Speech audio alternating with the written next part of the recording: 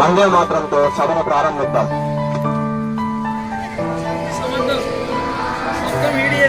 Last వరకు set చేద్దాం.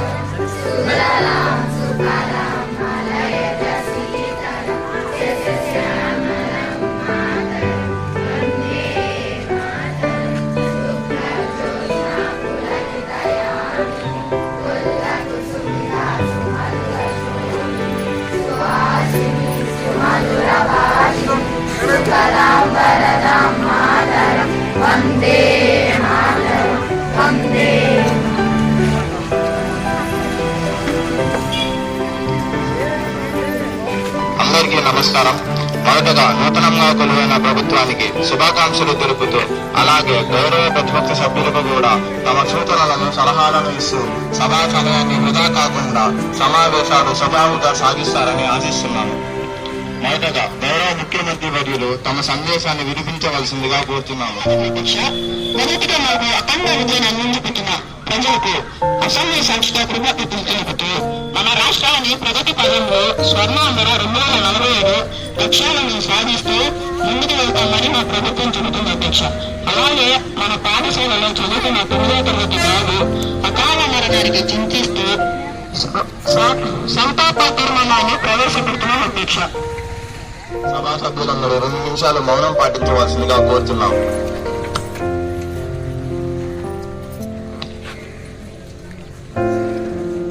ప్రశ్నోత్తరాల సమయం. మొదటగా గౌరవ ప్రతిపక్ష సభ్యులు పంజ గారు తమ ప్రశ్నని అడగవలసిందిగా కోరుతున్నాము. అధ్యక్ష, పాఠశాలలు మొదలై ఇప్పటికే 4 నెలలు గడిచినది. ఇంతవరకు పిల్లలకి పూర్తి స్థాయిలో పుస్తకాలు, నోట్సులు అందించలేదు. ఇది పూర్తిగా ప్రభుత్వ వైఫల్యం అధ్యక్ష. దీనిపై విద్యాశాఖ మంత్రి సుధీర్ గారు సమాధానం చెప్పవలసిందిగా కోరుతున్నాము.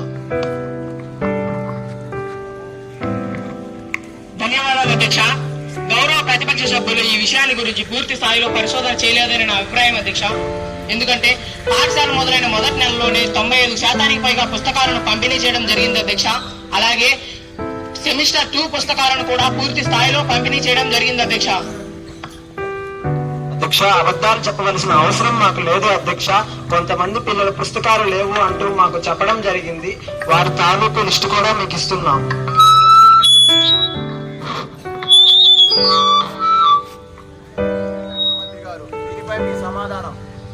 అధ్యక్ష, ఆ లిస్టులోని వారంతా తమ పుస్తకాలను బడి బయట బొరుగుల మిక్చర్కి అలాగే సమోసాల వారికి వేసి తిరువనరాలు కొనుగోలు చేస్తున్నారు. దీనిపైన కూడా ప్రభుత్వం పూర్తి స్థాయిలో చర్యలు జరుపుతామని తెలుపుకోవాల్సిందిగా కోరుతున్నాము. ధన్యవాదాలు అధ్యక్ష. ఈ సమస్య మా దృష్టికి కూడా వచ్చింది అధ్యక్ష. మధ్యాహ్న భోజన సమయంలో హెచ్ఎం సార్ గారి స్థాయిలో పర్యవేక్షణ ఉంటుంది. కొద్ది మొత్తంలోనే ఆహార వృధా అనేది జరుగుతుంది. అయినా సరే పిఎం పోషణ్ అభయం మధ్యాహ్న భోజన పథకం ద్వారా ఆహారాన్ని రుచికరంగా మార్చి ఆహార వృధా లేకుండా చర్యలు చేపడతామని తెలుపుతున్నాం అధ్యక్ష. మేము 1-2 ఇతర భాష పదాలు అంటే ఈయనకు తెలుగే రాదు, ఇంకేం పరిపాలిస్తాడు అంటారు. ఇదేమైనా భరత్ అనే నేను సినిమా అనుకుంటున్నాను అధ్యక్ష. ప్రతిపక్షం వాళ్ళు ఇన్స్టా రీల్స్, యూట్యూబ్ షార్ట్స్ చూడడం మానేసి పాఠశాల పరిసరాలను గమనిస్తే మెనూ కూడా మారింది అధ్యక్ష. అంత అవసరం లేదు అధ్యక్ష. యూట్యూబ్ షార్ట్, ఇన్స్టాగ్రామ్ మాకు ఇన్స్టా ఐడియా లేదు అధ్యక్ష. వాళ్ళ ఛానల్ మా దగ్గర ఉంది అధ్యక్ష. వాళ్ళ లిస్ట్ కూడా మా దగ్గర ఉంది అధ్యక్ష. పర్సనల్ అంటున్నారు కదా అధ్యక్ష, వాడుతున్నట్టే కదా అధ్యక్ష. మేము వాడుతున్న పర్సనల్ వాడుతున్నాం అధ్యక్ష, ఎవరు తెలియకుండా. ధన్యవాదములు అధ్యక్ష. నా ప్రశ్న, తరగతి గదుల్లో ఫ్యాన్స్ సరిగ్గా తిరగటం లేదు అధ్యక్ష. అంతేకాకుండా తుక్కలు యథేచ్ఛగా వస్తున్నాయి అధ్యక్ష. పాఠశాల పరిసరాల్లో పశువులు తిరుగుతున్నాయి అధ్యక్ష. దీని మీద ఏ చర్యలు తీసుకుంటారో తెలపవలసింది. ధన్యవాదాలు అధ్యక్ష. అధ్యక్ష, గౌరవ సభ్యులు ప్రణయ్ గారు అడుగుతారు.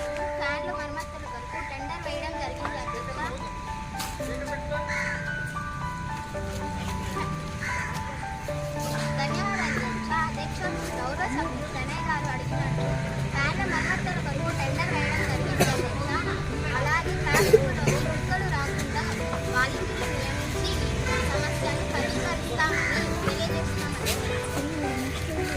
గౌరవ సభ్యులు రత్నం గారి కృష్ణ. ధన్యవాదాలు అధ్యక్ష.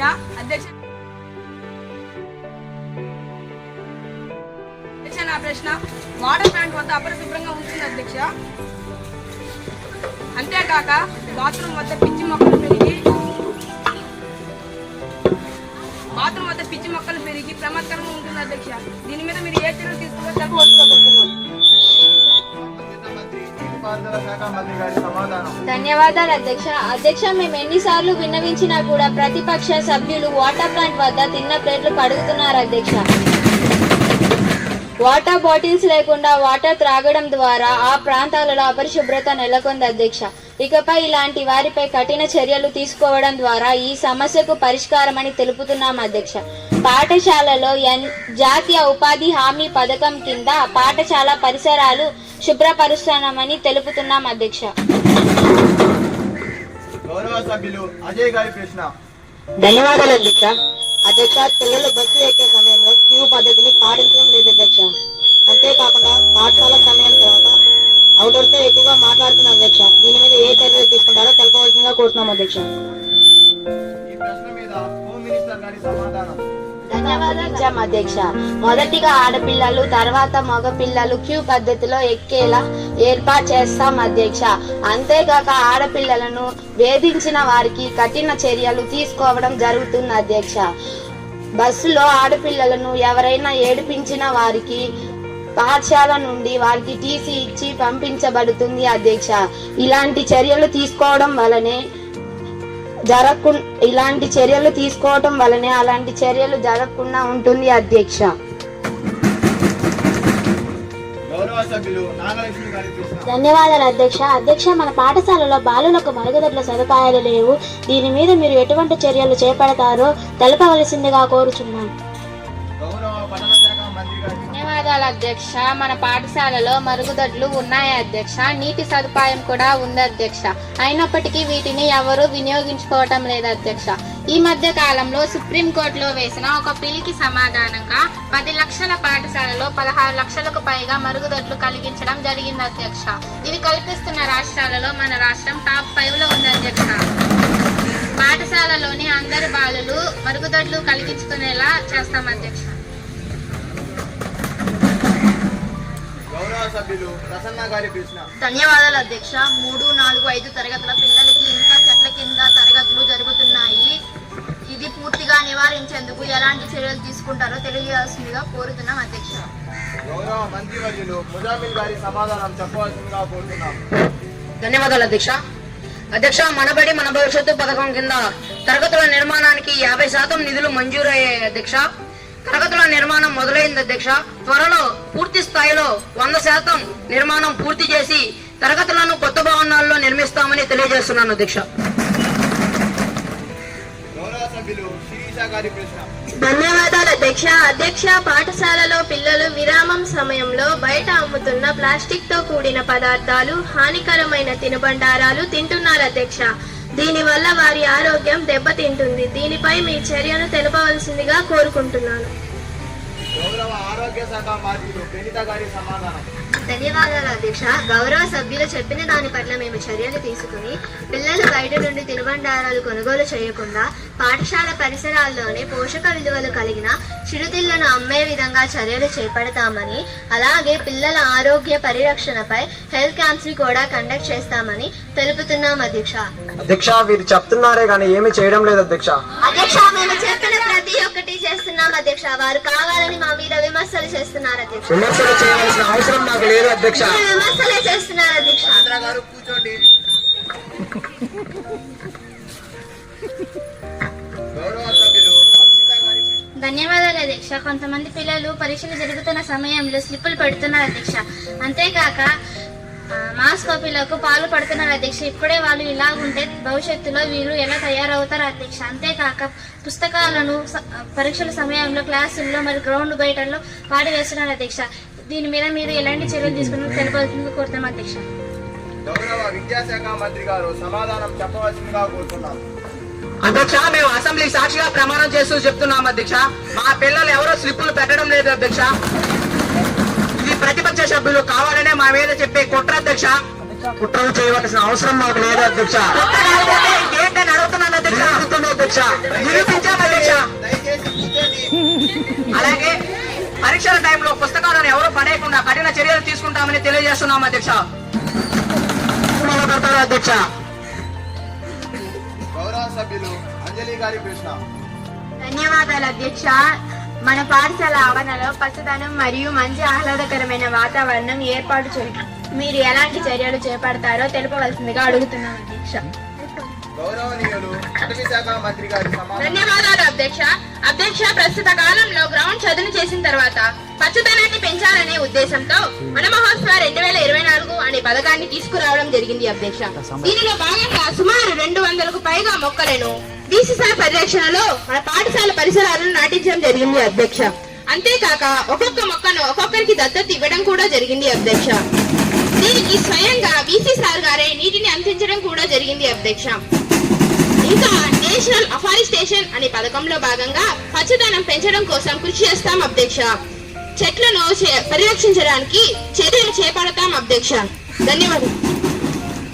గౌరవ సభ్యులు ముబీనా గారి ప్రశ్న. ధన్యవాదాలు అధ్యక్ష. క్రీడల పట్ల ప్రభుత్వం వైఖరి ఏంటో తెలుపవలసిందిగా కోరుతున్నాము అధ్యక్ష.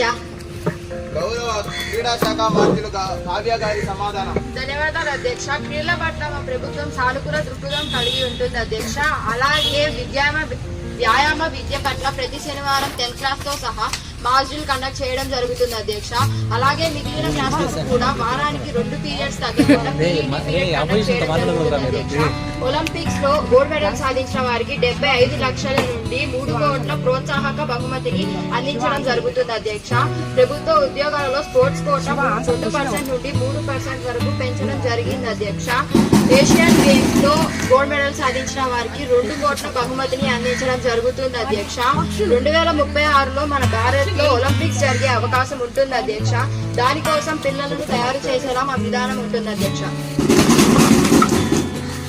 గౌరవ సభ్యులు ఝాన్సీ గారి ప్రశ్న.